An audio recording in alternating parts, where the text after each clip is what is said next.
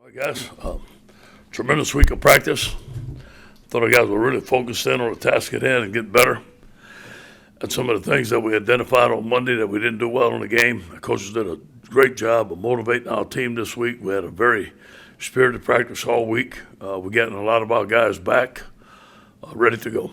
Any questions?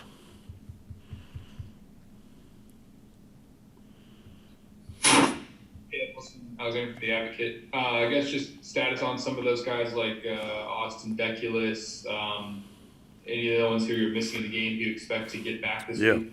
We're going Wilson. We're going to have Austin Deckers. We're going to have Chase High. We have our starting offensive line minus Cam Wire.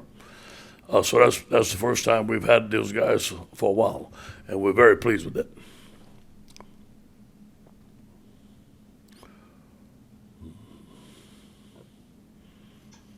Hey, Coach. This is Glenn West with LSU Country. I guess just kind of talk about the Central Michigan run game. I know we talked about it a little bit this week. Yeah.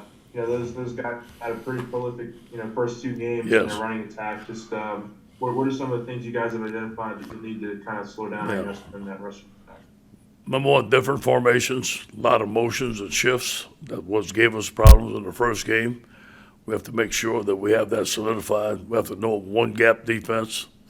The motions and shifts cause maybe some confusion in what gap you may have. We got to make sure that we covered that. We worked very hard this week on doing that. And then when we do have the gap, we got to make a tackle and knock them back. These guys have made the running backs. Lou Nichols have made most guys miss the first tackle. His yards after contact are phenomenal. The offensive line does a good job. It's a zone, a gap scheme, and formation. So we're gonna get it all. We know we're gonna get everything that we've seen that hurt us. So we prepared for it. And when it comes to Kate York, this would maybe be something that isn't even really a possibility until way down the line. But is he the kind of kicker who could have the talent to go pro after 3 years? I do believe that, but obviously he has to he has to kick off, and I think he can kick off. I think he has to do two things according to Coach Mack. But I do believe he has a bright future. But I felt the same about Cole, and Cole's not kicking right now. I think that anybody would want a great kicker, they could have him. But I think that with the limited roster, that you have to do two things, and I think Kate could do a great job kicking the ball off.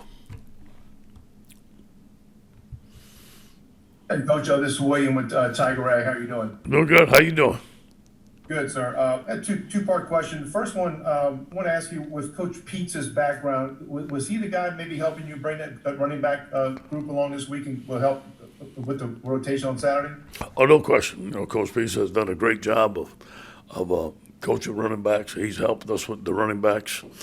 We were able to have an analyst move into a full-time spot because Kevin was out because of an emergency. And George Munoz, who's an experienced coach, has been an offensive coordinator, has helped us in that area. Second part, and I'm not trying to compare the two coaches, but the background of Coach McElwain as an offensive guy, any similarities to with Coach Kelly's offense at Oregon in terms of a lot of stuff to prepare for and shifts and motions and things? Very similar. Very similar. And I know he's going to see that stuff on film, and he's going to see if we fix it. So we've been practicing. And there's a lot of shifts and formations. He's an experienced coach. He knows how to get in difficult formations that will make you maybe get out of your gap and make explosive plays available. We need to be very sound in what we're doing. Coach, appreciate your time here this afternoon. How do you feel like the week of practice has gone for your team? Steve, I think our coaches have done a tremendous job of motivating our team. I've seen more guys in the office studying on their own. We've had some spirited practices. Most of the practices have been inside because of the weather. I think that might have helped us because we wasn't in the heat out there. But our guys are really working hard at the task at hand. They know the things that we have to fix. They feel a sense of urgency, so do I, about us getting better in a hurry. And there's some things that I think we're going to fix this week. We'll always have to fix some stuff, but I think this week you'll see a big improvement. Yeah, hey Coach. Just one more from me. I mean, what's I guess the status of Armani Goodwin? Do you expect him to play? Yeah. And then also, I just wanted to ask just about kind of a number of guys that you would like to see get out there and get some more reps. Yeah. Obviously, before SEC play and really kind of prove that they can be relied on in conference play. Anybody that stands out? Well, Marty Gilman's not going to play this week. Hopefully, he's going to play at Mississippi State. Now, Dwight McLaughlin is almost back. He's questionable for this game. Maybe he can play. It'd be nice to see him play, get some reps. Xavier Hill has to get better. He's going to play at tackle. He's going to get a lot of reps. I want to see Corey Connor get more reps.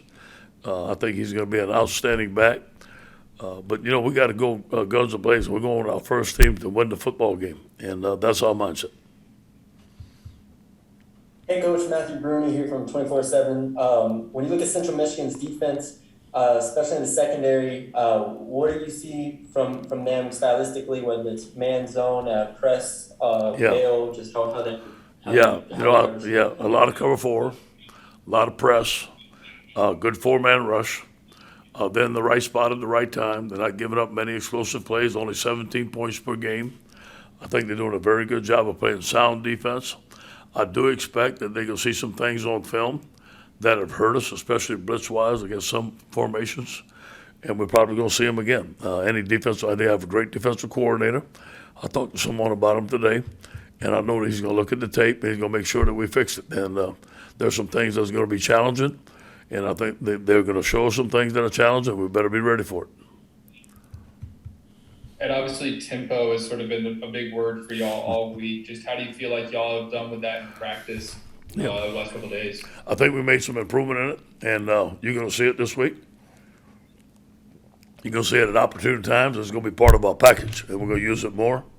And that is just not for this week, but as we grow in it, we're going to do it more. So you're going to see it some this week, and I think we're going to be ready for it. I don't know what part of the game you're going to see it, and then we're going to expound on it as the season goes on.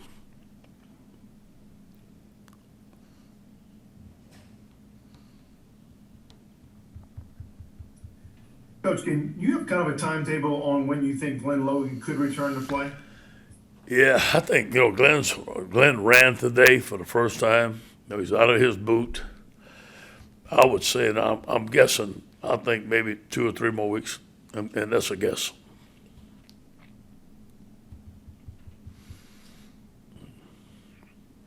Sorry, I just had one more.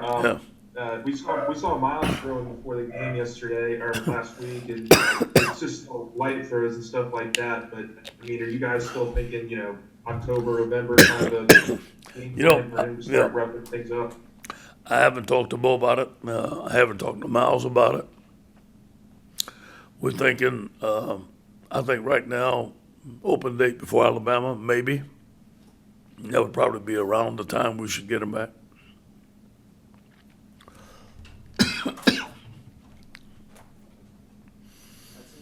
Anything else?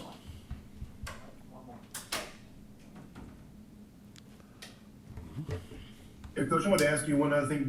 You're defensively about kind of Central Michigan's quarterback and the challenge he presents, a big, strong kid who can throw it around a little bit. Well, we can't get him a lot of time to throw. He's very accurate, very smart. Got some great receivers. They run challenging routes. We're going to have to get to him with a 4-man rush and give him some pressure and keep him in the pocket. And that's going to be the key to the game. In the passing game is, can our corners cover man-to-man, which I think they can. Lock them up, lock up their best receivers, and get a great rush. That should be our plan most of the year.